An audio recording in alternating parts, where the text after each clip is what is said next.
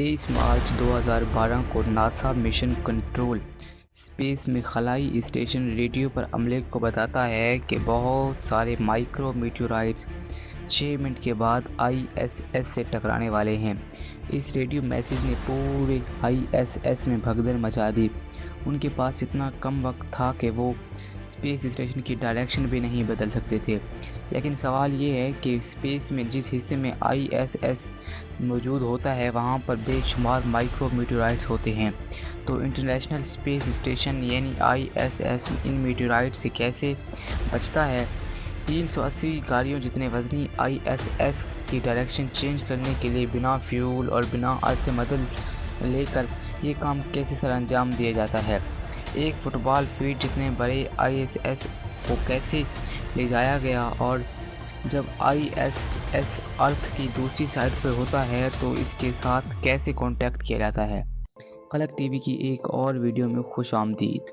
नाज़रीन, $150 बिलियन या फिर 12,375 अरब रुपयों की लागत से तैयार किया गया आईएसएस स्पेस में इंसानों का एक ऐसा घर है जिसकी एग्जाम्पल इतिहास में कहीं नहीं मिलती।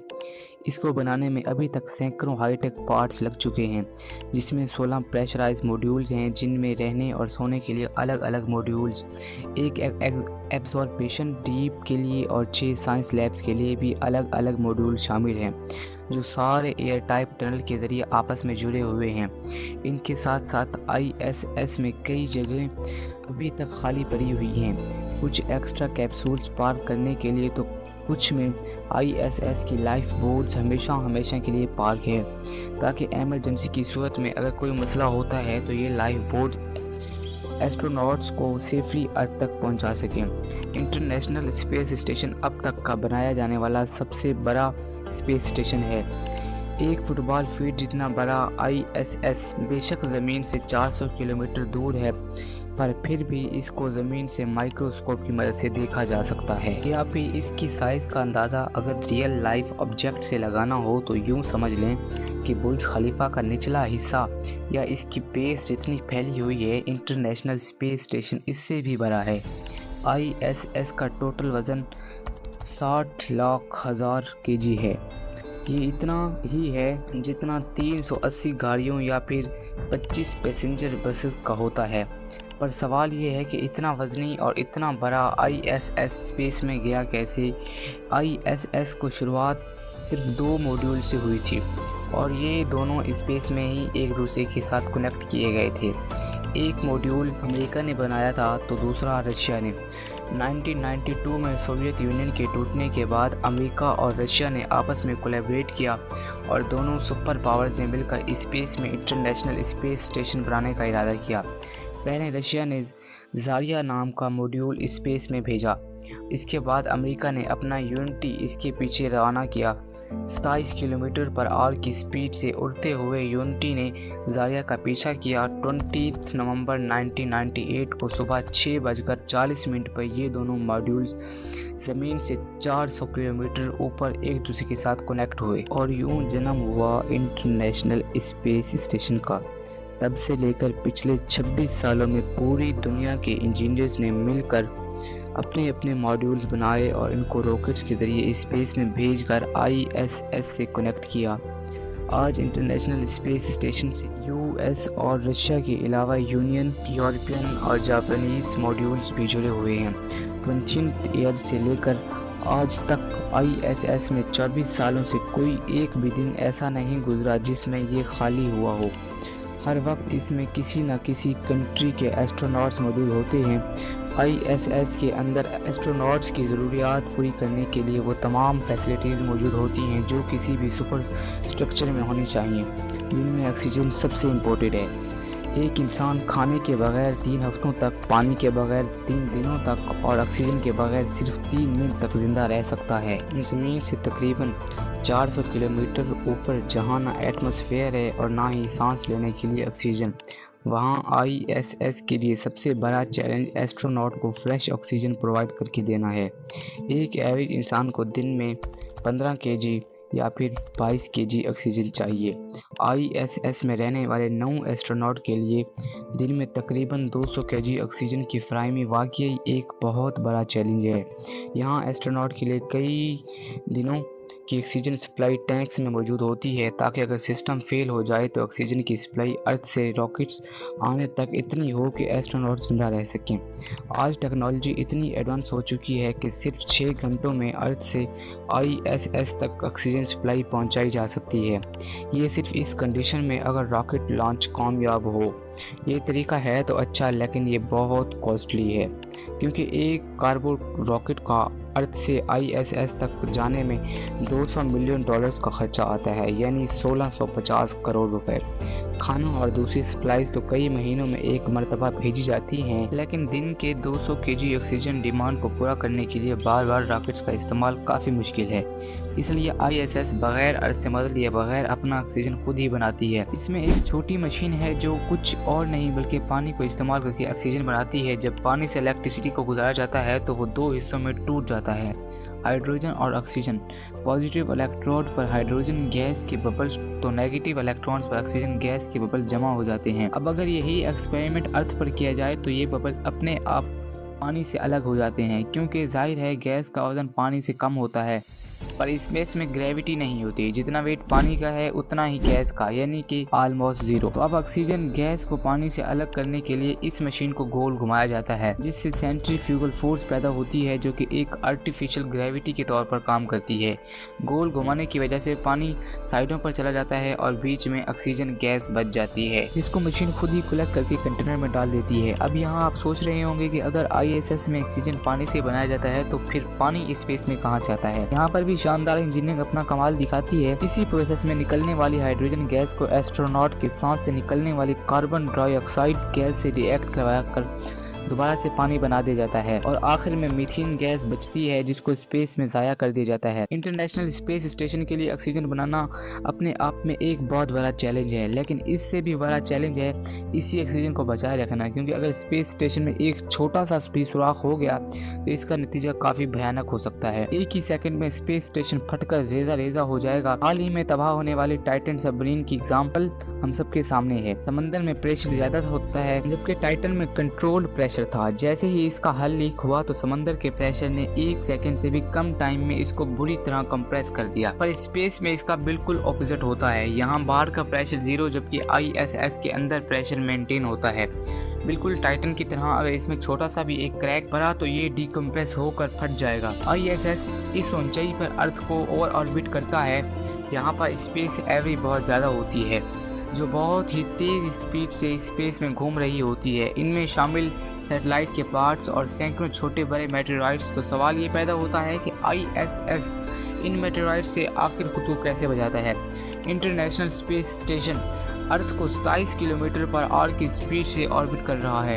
ये इतनी तेज स्पीड है कि अगर अर्थ के करीब इतनी तेज स्पीड से उड़े तो पैसिफिक ओशन को सिर्फ 25 मिनटों में क्रॉस कर सकता है। वही पैसिफिक ओशन जिसको पार करने में कमर्शियल प्लेन को 13 घंटे लगते हैं। इतनी तेज स्पीड से अगर इसका टकराव रेत के ज़रे जितने मेटेरॉइड से भी हो जाए तो ये ऐसा ही होगा जैसे 80 किलोमीटर पर आवर की स्पीड से गाड़ी दरख्त से जा टकराए। 23 मार्च 2012 को नासा मिशन कंट्रोल ने आईएसएस के गिरोह को रेडियो पर बताया कि कुछ स्पेस डोरीज सीधा आईएसएस की तरफ बढ़ रही हैं। किसी को भी पता नहीं था कि ये डिब्री कितनी बड़ी है। लगे हाथ इनको सिर्फ 6 मिनट के पहले ही बताया गया था कि सारा क्रू फौरन लाइफ बोट्स में चला गया, लेकिन खुशकिस्मती से स्पेस डिब्री आईएसएस के बिल्कुल करीब से बिना टच किए गुजर गई। पर आईएसएस को मेटेरॉइड्स के खिलाफ हर बार किस्मत के सहारे नहीं छोड़ा जा सकता। छोटे मोटे ज़रात से बचने के लिए आईएसएस का हल बुलेट प्रूफ मटेरियल से बनाया गया था। जिस तरह बुलेट प्रूफ वेस्ट में अलग अलग लेयर्स होती हैं, इसी तरह आईएसएस के हल को भी अलग अलग लेयर्स मिलाकर बनाया गया था। सबसे बाहर वाली लेयर एल्युमिनियम की है, इसके बाद एक वोवन मटेरियल की लेयर है और इसके बाद अंदर दोबारा से एक एल्युमिनियम की लेयर है। एक अकेला मेटल इतना मजबूत नहीं होता जितना इसी मेटल को काट कर 2 या 2 से ज्यादा लेयर्स में फैला दिया जाए। आईएसएस पर हर गुजरते वक्त रेत के दाने जितने माइक्रोमीटर्स हमला करते रहते हैं, लेकिन ये इसकी बुलेट प्रूफ लेयर्स ही हैं जो आईएसएस को पिछले 26 सालों से बचाए बैठी हैं। पर अगर कभी कोई बड़ा मेटेराइट आईएसएस की राह में आ जाए तो फिर क्या होगा? गाड़ी के साइज इतना बड़ा नहीं बल्कि सिर्फ 1 इंच बड़ा।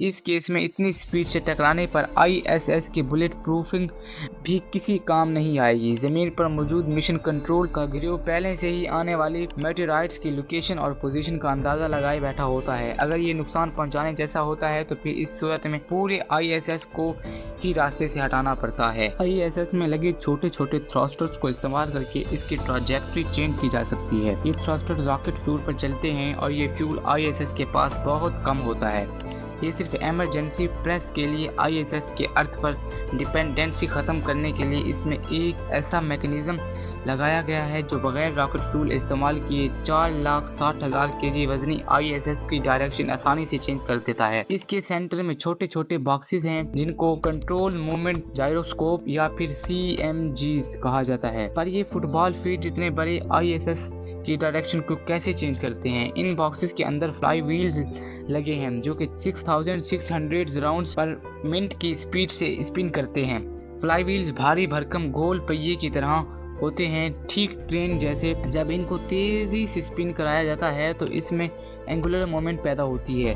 ये मोमेंट आईएसएस की पूरी बॉडी में ट्रांसफर होता है और ये पूरा आईएसएस एक डायरेक्शन में मूव करने लगता है।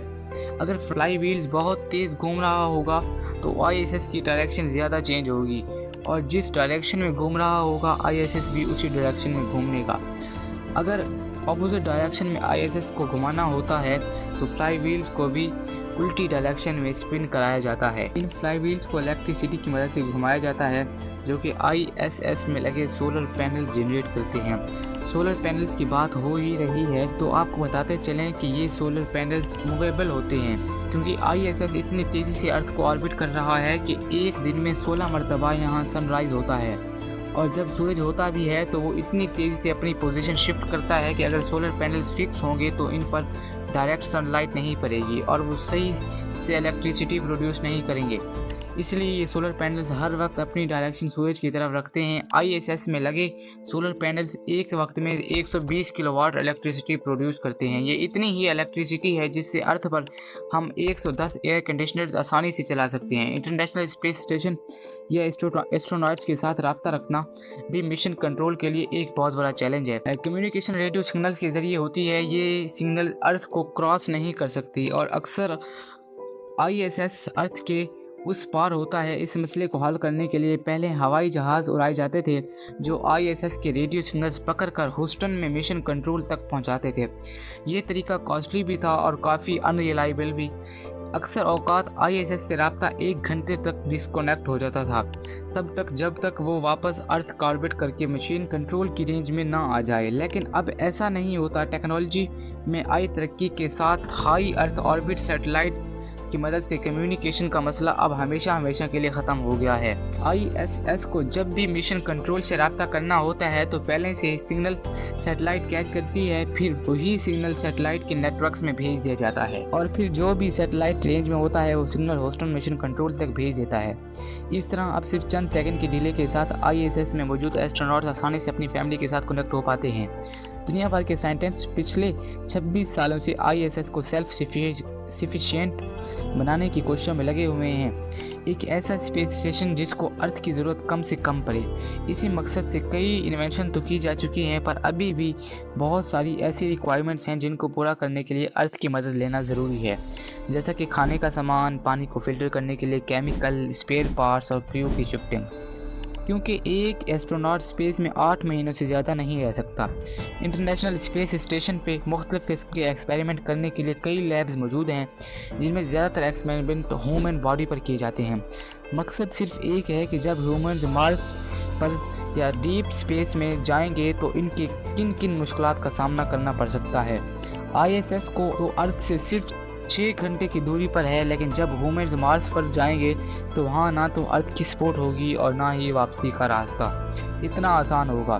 उम्मीद है फलक टीवी की ये वीडियो भी आप लोग भरपूर लाइक और शेयर करेंगे। शुक्रिया, मिलते हैं अगली शानदार वीडियो में।